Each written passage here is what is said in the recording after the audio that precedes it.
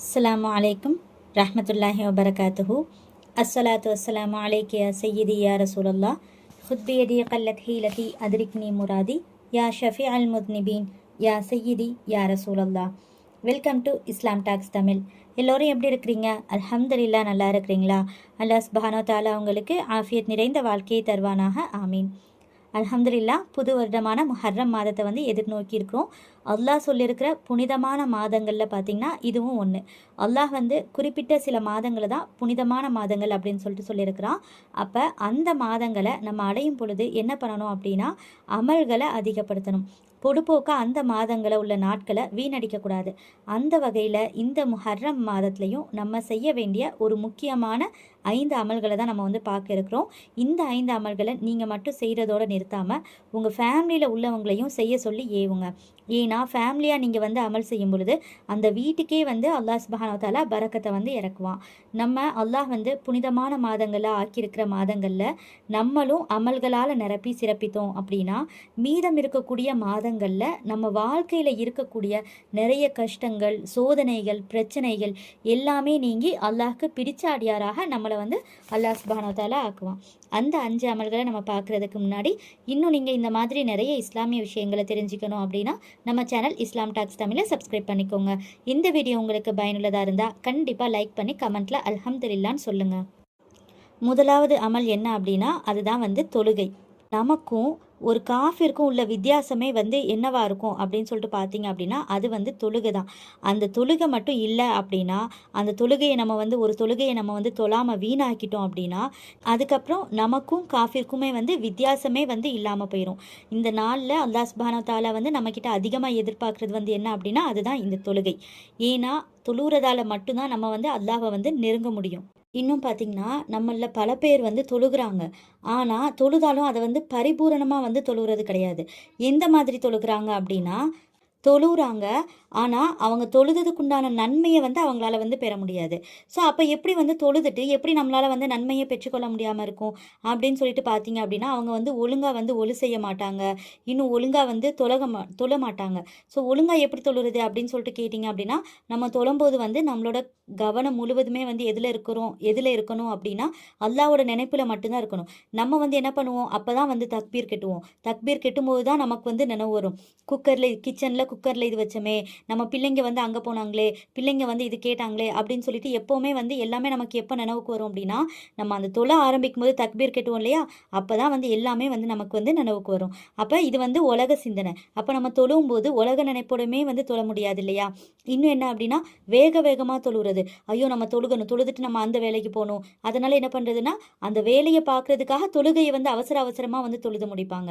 நம்ம தொழும்போது என்ன ஓதுறோம் அப்படின்னு சொல்லிட்டு நம்ம உணர்ந்து தொழுவணும். அந்த மாதிரி தொழாமல் குறையோடு என்ன பண்ணுவாங்க அப்படின்னா தொழுகையை தொழுது முடிப்பாங்க. இந்த காரணமாக தான் என்ன ஆகும் அப்படின்னா தொழுகையை நம்ம தொழுதாலும் அதுக்குண்டான நன்மையை பெற்றுக்கொள்ள முடியாது.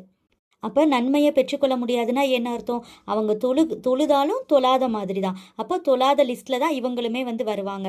அப்படிங்கும்போது தொழுகையை விடுறவன் யாரை மாதிரி, காஃபிர மாதிரி. அப்போ இந்த மாதிரி தொழுகையை குறை வச்சு தொழுகிறவங்களுக்கு ஒரு நரகம் காத்துட்ருக்கு அப்படின்னு சொல்லிட்டு சொல்கிறாங்க. நவுதுபில்லா, அல்லாஹ் காப்பாற்றணும். 5 நேரம் தொழுது அதில் இருக்கக்கூடிய குறைகளுக்கே நரகத்துக்கு தான் போகணும் அப்படின்னா அப்போ தொழாதவங்க நிலைமையெல்லாம் யோசிக்கிறதுக்கே ஒன்றுமே கிடையாது இல்லையா. அப்போ முதல்ல என்ன பண்ணணும், ஆண்களாக இருக்கிற நீங்கள் ஜமாத்தோட 5 வேளையை தொழுகையை நீங்கள் நிறைவேற்றணும். பெண்களாகிய நம்ம என்ன பண்ணணும் அப்படின்னா வீட்டிலேயே நம்ம 5 வேளை தொழுகையை அதனோட உரிய நேரத்துக்கு நம்ம என்ன செய்யணும்னா தொழுகணும். இப்போ வீட்டில் உள்ள பெண்கள் என்ன பண்ணுவாங்க அப்படின்னா லொஹருடைய தொழுகையை அசர் வரை இழுத்துருவாங்க, அசருடைய தொழுகை மக்ரிப் வரை இழுத்துருவாங்க. இப்போ இந்த மாதிரியெல்லாம் நம்ம தொழக்கூடாது.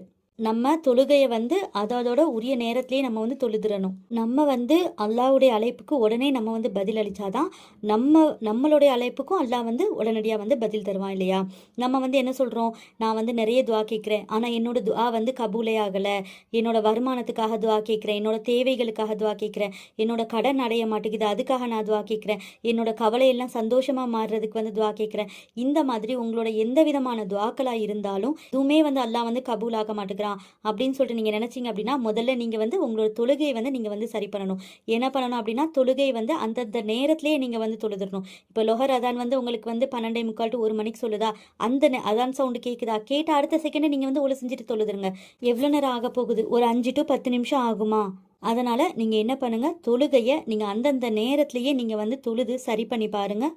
தொழுகை என்ன பண்ணும் அப்படின்னா உங்களுக்கு எல்லாத்தையுமே வந்து கொண்டு வந்து தரும். அதை இன்னும் என்ன பண்ணுங்க அப்படின்னா இது வந்து புனிதமான மாதமாக இருக்கிறதுனால நம்ம வந்து இன்னும் அல்லாவை நெருங்குறதுக்கு பார்க்கணும் இல்லையா? அதனால் 5 வேளை தொழுகிறீங்களா, கடமையாக்கப்பட்ட தொழுகை. இதை தாண்டி உங்களால் வந்து எந்தெந்த சுன்னதான தொழுகையெல்லாம் தொழ முடியுமோ அதெல்லாம் நீங்கள் வந்து தொழுங்க. தஹஜ்ஜத் எழுந்திரிங்க, லுஹா தொழுகை தொழுங்க. இந்த மாதிரி இன்னும் உங்களால் வந்து எப்படி இந்த நாட்களை வந்து சிறப்பிக்க முடியுமோ அந்த மாதிரி நீங்கள் வந்து சிறப்பிச்சுட்டே இருங்க. ஏன்னா இந்த நாட்களெல்லாம் வந்து நமக்கு வந்து அதிக நன்மை வந்து கிடைக்கக்கூடிய நாட்கள். அடுத்து 2வது என்ன அப்படின்னா இஸ்திக்ஃபார். அடுத்து அல்லாஹ் வந்து நம்மக்கிட்ட வந்து என்னதை அதிகமாக எதிர்பார்க்குறான் அப்படின்னா அதுதான் இந்த இஸ்திக்ஃபார். அல்லாஹ் சுப்ஹானஹு வ தஆலா வந்து குரானில் வந்து என்ன கேட்குறான் அப்படின்னா நீங்கள் வந்து அல்லாஹ்வின் பக்கம் திரும்பி வர மாட்டீங்களா அப்படின்னு சொல்லிட்டு அல்லாஹ் கேட்குறான். அப்போ திரும்பி வருது அப்படின்னு சொல்லிட்டு என்ன அப்படின்னா நம்மளோட பாவங்களுக்கு எல்லாம் நம்ம வந்து ஐயோ நம்ம இந்த மாதிரிலாம் அசிங்கமான பாவம்லாம் வந்து செஞ்சிட்டோமே அப்படின்னு சொல்லிட்டு மனம் வருந்தி அல்லாஹ் கிட்ட வந்து நம்ம திருந்தி அல்லாஹ் கிட்ட நம்ம வந்து நெருங்குறது தான் என்னது திரும்பி வர மாட்டீங்களா அப்படின்னு சொல்லிட்டு அல்லாஹ் வந்து கேட்குறான். நம்ம வந்து பாவம் செஞ்சுட்டிக்கிறோம், நீ பாவம் செய்றியா போயிரு அப்படின்னு சொல்லிட்டு அல்லாஹ் வந்து நம்ம கிட்ட வந்து சொல்லலை, நீ என் பக்கம் திரும்பி வர மாட்டியா அப்படின்னு சொல்லிட்டு தான் அல்லாஹ் வந்து என்ன நம்ம கிட்ட கேட்குறான். அப்போ நம்ம வந்து தௌபா செய்கிறத அல்லாஹ் வந்து எதிர்பார்க்குறான். நம்ம அவன்கிட்ட வந்து பாவ மன்னிப்பு கேட்குறதையும் அல்லாஹ் சுப்ஹானஹு வ தஆலா பார்த்தீங்க அப்படின்னா அவன் வந்து எதிர்பார்த்துட்டிக்கிறான். ஏன் எதிர்பார்க்குறான் அப்படின்னா நம்ம பாவ மன்னிப்பு கேட்குறோம் அப்படின்னா அடுத்த செகண்டே அவன் வந்து மன்னிக்கிறதுக்கு வந்து தயாராகிக்கிறான். ஆனால் நம்ம வந்து என்ன நினைக்கிறோம், நம்ம நிறைய பாவம் செஞ்சிட்டோம், அல்லாஹ்வுடைய மன்னிப்பு வந்து நமக்கு வந்து இருக்காது, நம்முடைய சூழ்நிலை அந்த மாதிரி ஆயிடுச்சு அப்படின்னு சொல்லிட்டு நம்ம வந்து என்ன செய்வோம்னா அப்படின்னு நினச்சிக்கிட்டு நம்ம வந்து அல்லாஹ்வோட நினைப்பிலேருந்து நம்ம வந்து விரக்தி அடைஞ்சிருவோம். ஆனால் அல்லாஹ் வந்து என்ன சொல்கிறான் அப்படின்னா நீங்கள் வந்து என்னுடைய அருள்லேருந்து நீங்கள் வந்து நம்பிக்கை இழக்காதீங்க, நீங்கள் எவ்வளோ வேணால் பாவம் செஞ்சுக்கலாம், ஆனால் நான் வந்து உங்களை வந்து மன்னிக்கிறேன் அப்படின்னு சொல்லிட்டு அல்லாஹ் வந்து நம்மக்கிட்ட வந்து சொல்கிறான். நீங்கள் இது நாள் வரை பார்த்தீங்க அப்படின்னா ஹராமானதை பேசியிருக்கலாம், ஹராமானதை பார்த்துருக்கலாம், இன்னும் நீங்கள் வந்து இது நாள் வரை தொழாமையே இருந்திருக்கலாம், ஒரு வக்து கூட தொழாமல் இருந்திருக்கலாம், இல்லைனா ஏதாவது ஒரு வக்தை நீங்கள் வந்து மிஸ் பண்ணியிருக்கலாம், இல்லைனா நீங்கள் வந்து ஹராமான சம்பாத்தியத்தில் வந்து ஈடுபட்டிருக்கலாம், இல்லைனா வந்து புறம் பேசியிருக்கலாம், கோல் மூட்டி விட்டுருக்கலாம். ஸோ இந்த மாதிரி இது நாள் வரை நீங்கள் வந்து என்ன பாவம் வேணாலும் செஞ்சுருக்கலாம். ஆனால் அல்லாஹ் வந்து என்ன சொல்கிறான் அப்படின்னா இப்போ கூட நீங்கள் வந்து என் பக்கம் வந்து திரும்பி வர மாட்டிங்களா அப்படின்னு சொல்லிட்டு நம்மளை வந்து அல்லாஹ் வந்து கேட்குறான். அதனால் நீங்கள் இது நாள் வரை எந்த பாவம் செஞ்சிருந்தாலும் சரி அல்லாஹ்வுடைய அருளில் மட்டும் நீங்கள் வந்து எப்போவுமே வந்து நிராசை அடைஞ்சிடாதீங்க. நீங்கள் இப்போ கூட மனசார மனம் திருந்தி அல்லாஹ்வின் பக்கம் திரும்பி நீங்கள் வந்து கையேந்தி என்னை மன்னிச்சிட அல்லாஹ் அப்படின்னு சொல்லிட்டு அழுது நீங்கள் கேட்டு பாருங்கள், அடுத்த செகண்டே வந்து அல்லாஹ் சுப்ஹானஹு வ தஆலா உங்களை மன்னிச்சிடும். கருணையுள்ளவன் தான் அல்லாஹ்.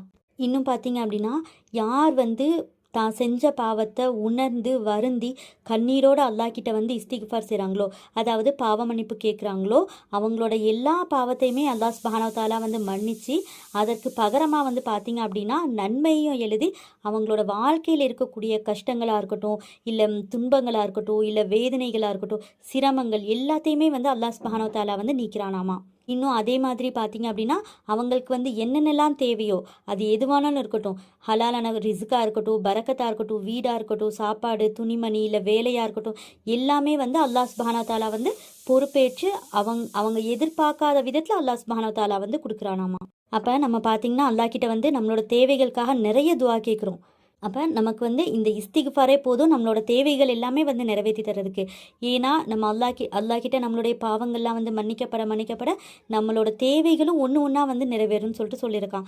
அப்போ நமக்கு இந்த இஸ்திக்ஃபாரே வந்து எல்லா விதமான தேவைகளுக்கும் இதுவே வந்து நமக்கு போதுமானதாக இருக்கும். அப்போ நம்ம என்ன பண்ணணும் அப்படின்னா 2வதாக செய்யக்கூடிய அமல் வந்து அல்லாஹ் கிட்ட வந்து அதிகமாக நம்ம வந்து இந்த மாதத்தில் வந்து இஸ்திக்ஃபார் செய்யணும்.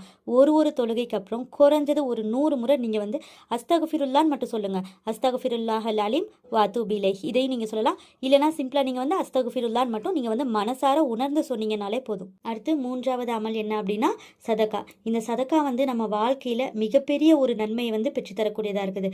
இன்னும் பார்த்தீங்கன்னா அல்லாஹ்வினுடைய கோபத்தையும் இது வந்து குறைக்குமாமா. சதக்கா செய்கிற ஒவ்வொரு நிமிஷமுமே வந்து நம்ம பாவங்களை அல்லாஹ் சுப்ஹானஹு வ தஆலா மன்னிக்கிறானா. இன்னும் நன்மையும் நமக்கு வந்து எழுதப்படுதாமா. இன்னும் பார்த்தீங்கன்னா உங்கள் வாழ்க்கையில் அதிகமான பரக்கத்தையும் அல்லாஹ் சுப்ஹானஹு வ தஆலா வந்து நீங்கள் செய்கிற சதக்கா மூலமாக தரானாமா. அதனால் என்ன பண்ணுங்கள், ஒரு நாளும் குறைஞ்சது உங்களால் எவ்வளோ முடியுமோ அது ஒரு 5 ரூபாயாக இருக்கட்டும், இல்லை 10 ரூபாயாக இருக்கட்டும், இல்லை 20 ரூபாயாக இருக்கட்டும், நீங்கள் வந்து என்ன பண்ணுங்கன்னா நீங்களும் சதக்கா செய்யுங்க. உங்கள் குடும்பத்தார்களே நீங்கள் வந்து சதக்கா செய்ய சொல்லுங்கள். குறிப்பாக வந்து வீட்டினுடைய பெண்களுக்கு வந்து வெளியே போகிற இது வந்து ரொம்ப கம்மி இல்லையா, வெளியே போகிற தேவைகள் வந்து ரொம்ப கம்மி. ஏதோ ஒரு தேவைக்காக வீட்டு பொருட்கள் வாங்குறதுக்காக வெளியே செல்வீங்க இல்லையா? ஸோ அந்த மாதிரி நேரத்தில் நீங்கள் வந்து என்ன பண்ணுங்கன்னா சதக்கா செஞ்சுருங்க. நீங்கள் பிள்ளைங்களை கூட்டு போனீங்க அப்படின்னா பிள்ளைங்க கையிலையும் கொடுத்து சதக்கா செய்கிறதுக்கு இந்த வயசுலேயே, சின்ன வயசுலேயே நீங்கள் வந்து என்ன பண்ணுங்கன்னா பிள்ளைங்களுக்கு வந்து கற்றுக் கொடுங்க. அப்போ தான் பிள்ளைங்களுக்குமே வந்து சதக்கா செய்கிறதுக்கு ஆர்வம் வரும். அது எவ்வளவா இருக்கட்டும், நம்ம வந்து சதக்கா வந்து அதிகமாக தான் செய்யணும், நம்மக்கிட்டேயே வந்து காசு இல்லையே அப்படின்லாம் நீங்கள் வந்து யோசிக்கவே தேவையில்லை.